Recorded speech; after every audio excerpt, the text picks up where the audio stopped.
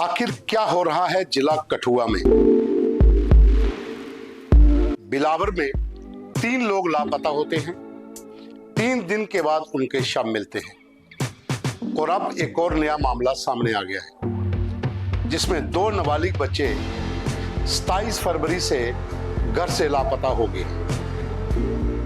परिवार के लोगों ने पुलिस को रिपोर्ट दर्ज करवाई है।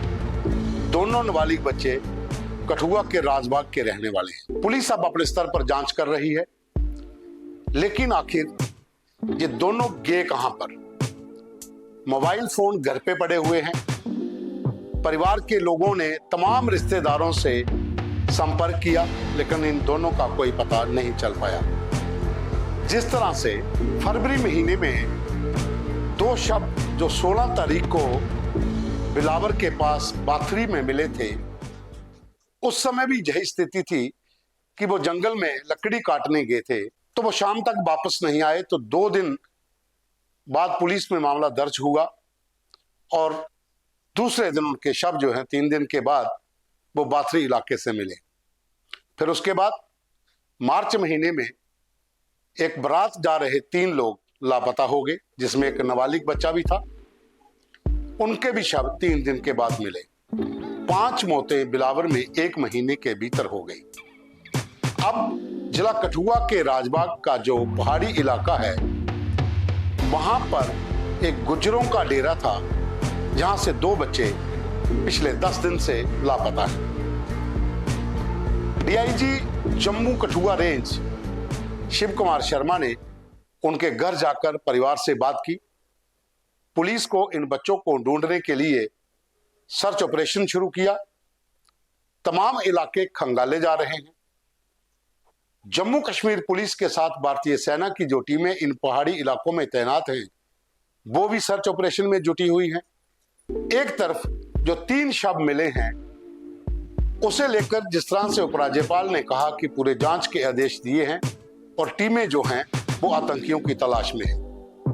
पीएमओ में मंत्री डॉक्टर जितेंद्र सिंह ने कहा था कि ये आतंकी घटना है और हम इन तीनों के स्मृतियां वहां पर बनाएंगे, यानी कि स्टैचू बिलावर में लगेंगे। सियासत इसके ऊपर हुई, वो एक अलग मुद्दा है, लेकिन इस तरह से एक एक करके लोग लापता हो रहे हैं और फिर कई दिनों के बाद उनके शव मिलते हैं, तो पूरे इलाके के अंदर लोग दहशत में हैं। डीआईजी शिव कुमार शर्मा जब राजबाग के उन गुजरों के घरों पर पहुंचे, तो परिवार के लोग भी सहमे हुए हैं, डरे हुए हैं। उनको ये चिंता सता रही है कि जिनके साथ संपर्क नहीं हो पाया अभी तक, वो कैसे मिलेंगे। पुलिस ने अपने स्तर पर जांच भी शुरू की है। टीमों को डिप्यूट कर दिया गया है। पहाड़ी इलाकों के भीतर सर्च ऑपरेशन भी जारी है कि आखिर इन दोनों बच्चों को सही सलामत ढूंढा जा सके। इन दोनों के पास ना तो कोई मोबाइल फोन है और ना ही इनके पास कोई ऐसा साधन कि वो घर से संपर्क कर सके। अलबत्ता परिवार के लोगों का ये कहना है कि ये दोनों नाबालिग जो बच्चे हैं, ये आपस में रिश्तेदार हैं। एक हरदू मुट्ठी का रहने वाला है और एक मढ़ीन राजबाग का रहने वाला है। वो जो हरदू मुट्ठी का रहने वाला नाबालिग बच्चा है, वो अपने रिश्तेदारों के घर आया था। फिर ये दोनों बकरियां चलाने के लिए जंगल की ओर गए थे। उसके बाद इनका कोई अता पता नहीं मिला। जब परिवार के लोगों ने खोजबीन की, उस पूरे इलाके में ढूंढना शुरू किया, तो सिर्फ बकरियां ही मिली। ये दोनों लापता थे। अब उनको ये चिंता सता रही है कि ये लोग कहां गए होंगे, क्योंकि दोनों के पास ना तो कोई पैसे हैं और ना ही कोई ऐसा साधन कि वो घर में संपर्क कर सकें। जो एक फोन है, वो भी घर में ही पड़ा हुआ है। जो तस्वीरें आप अपनी स्क्रीन पर देख रहे हैं, ये दोनों नाबालिग बच्चों की हैं। हालांकि हम पूरी तस्वीरें नहीं दिखा सकते, लेकिन उस इलाके के भीतर लोग इस समय दहशत में हैं, क्योंकि बिलावर की घटना अभी थम नहीं रही। वहां पर जो बवाल बचा हुआ है, जो लोगों के अंदर आक्रोश है, वो अभी तक थमा नहीं है।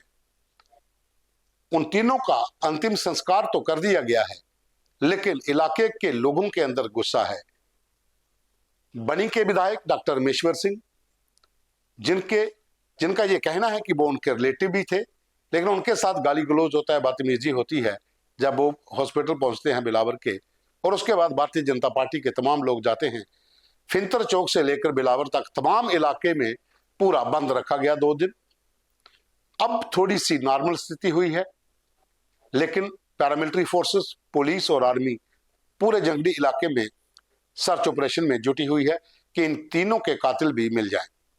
दूसरी ओर 2 और बच्चे लापता हो गए हैं।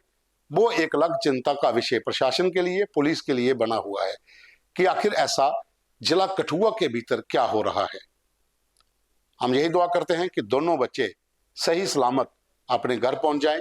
परिवार के लोग चिंता में हैं, रो रहे हैं, क्योंकि दोनों नाबालिग बच्चे हैं और दोनों ही घर से बकरियां चराने गए थे, जो लौट के घर वापस अभी तक नहीं आए हैं। तो उम्मीद है कि दोनों सुरक्षित हों, पुलिस उनको सुरक्षित ढूंढ ले, ताकि इन परिवारों के जो लोग हैं, जो इस समय सहमे, डरे, रो रहे हैं, उनके घरों में भी खुशियां लौट आए। धन्यवाद।